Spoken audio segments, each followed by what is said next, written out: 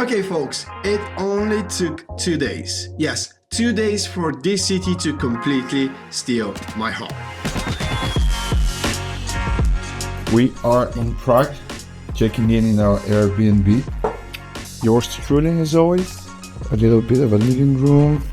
Rustic gathering, not old, rustic. A very cute flat. Okay, now we hop straight into the heart of Prague, the Old Town Square. This place is over 900 years old, which means it has seen more drama than all the seasons of Love Island combined. And surely hosted much better characters too. See, it's one of those squares where every corner looks like it's auditioning for a postcard.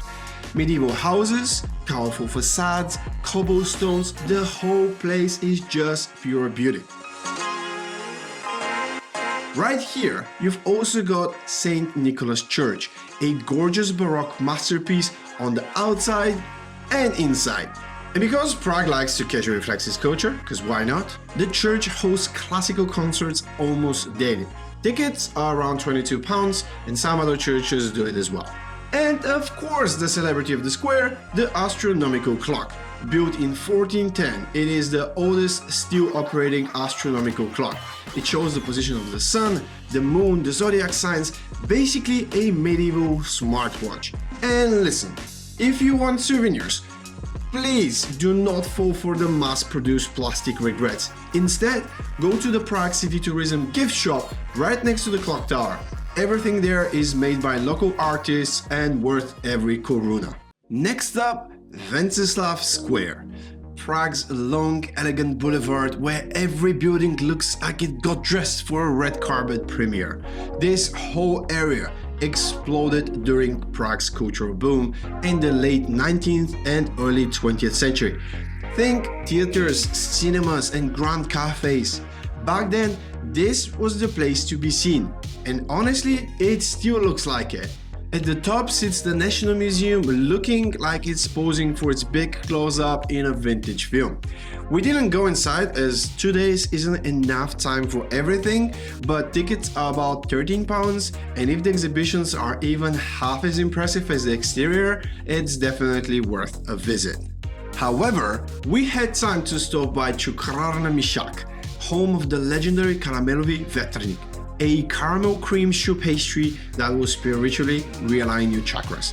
Order one and thank me later.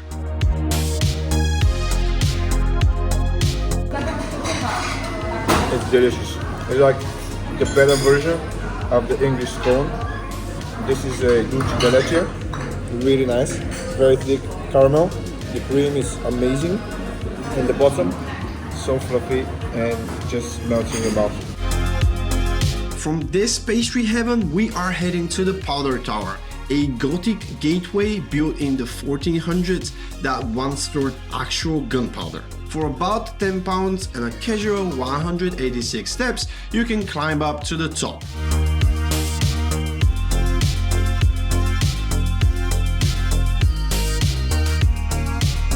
The sacrifices we have to make to get some good footage for you guys.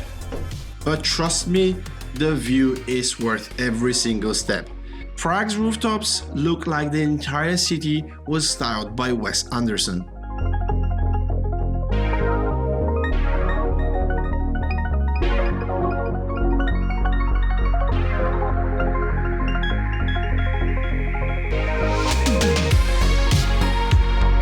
And from the heights, we are diving straight back into Prague's history with Charles Bridge. In my opinion, hands down, this is Prague's crown jewel. Art, statues, history, and gorgeous river views. I mean, what else can you ask for? It features 30 Baroque statues and was the only bridge crossing over the Vltava river until 1870. This bridge, guys, is officially my second favorite spot in Prague, and yes, I'll reveal my number one later, so make sure you stay till the end. Time for beer, guys, because after all, you can't visit Prague and not have a beer.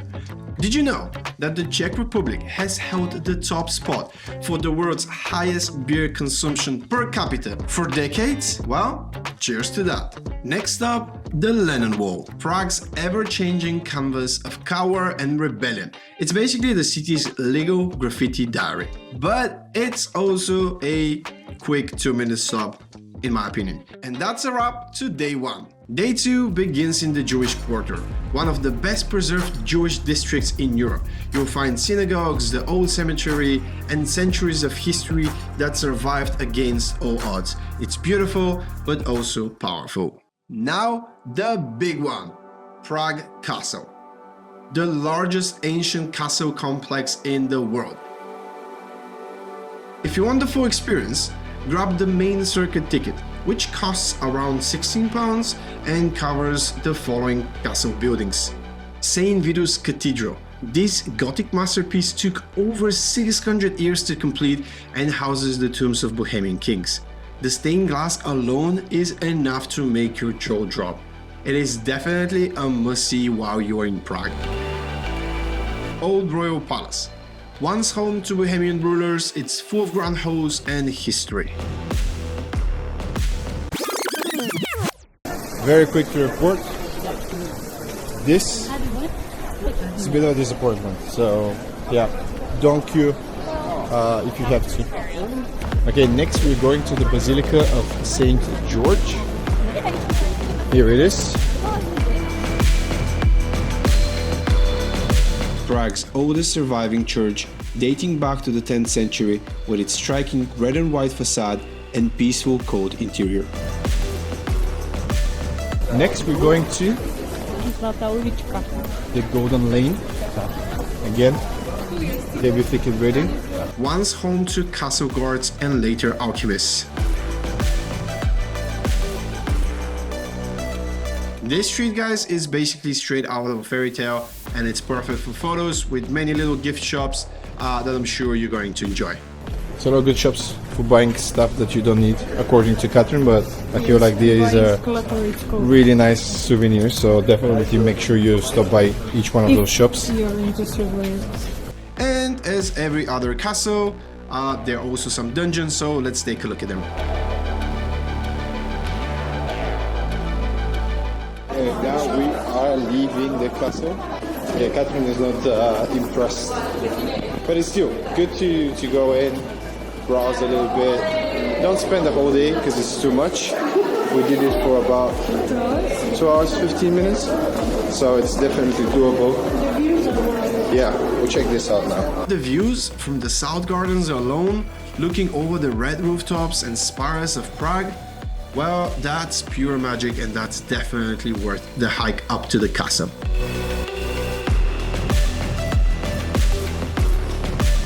Once you're done with the castle, and if you still have time, check out the Waldstein Garden. Think perfectly trimmed hedges, peacocks, Baroque statues, and fountains.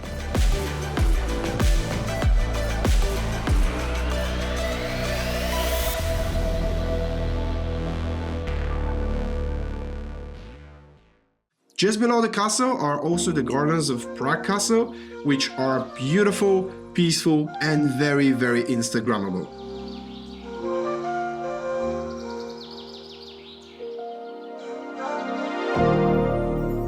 Time to catch our breath at Malostranske Square, a charming hub surrounded by cafes, historical buildings, and that classic Prague charm that makes you want to just sit and people watch for a while.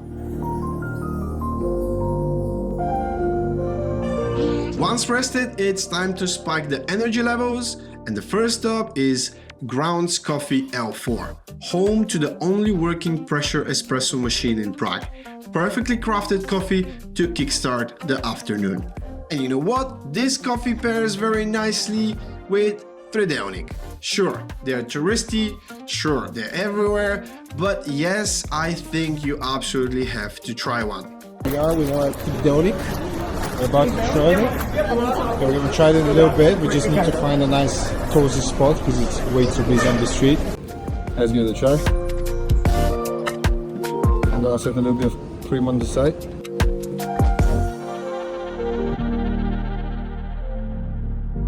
I'll probably put it 6, 7 out of 10.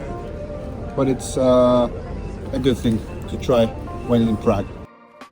And now, ladies and gentlemen, the moment Prague completely stole my heart. We are talking the Vltava River Walk, a scenic stroll from Kampa all the way to our dinner spot, Kalendů. This walk is pure ambient magic. As you walk down the river, you'll pass the Legion Bridge, Children's Island, the quirky dancing house. Basically, every step along this route feels cinematic. Like the city is carefully designed to make you pause and take it all in.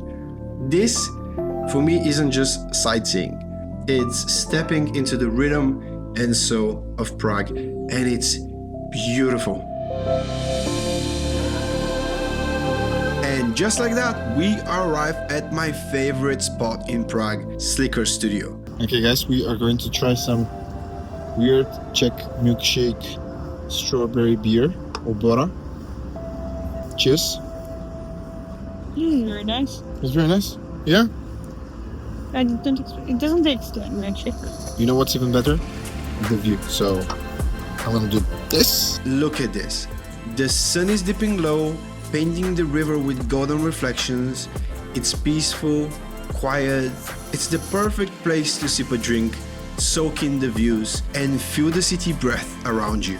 After this beauty, I think it's time to let our taste buds catch up with our eyes. And as promised, we are heading to Kalendů for dinner, which offers traditional Czech cuisine with a modern twist. This place is one of the great examples that Prague's food scene is not a joke. Bon appetit! And to end the night, you've got two totally different but equally brilliant options for drinks. Lab Space Bar, located on the riverbank, very close to Kalendů. This is a cool spot for casual drink with views towards the river. Or, if you're feeling a bit more theatrical, go to Forbína Bar. Just across from the National Theatre, Forbína draws inspiration straight from the stage. Their cocktail menu is divided into 4 scenes: drama, ballet, opera, and Laterna Magica. This is not just a bar. It's a little performance. And honestly, for a nightcap in Prague, it doesn't get much cooler than this. Well, that was everything, guys. And remember, if you ever need a place to reset, recharge, and fall a little bit in love with life again, this is it. This is Prague. Thank you for watching, and remember, life's a trip, pack snacks.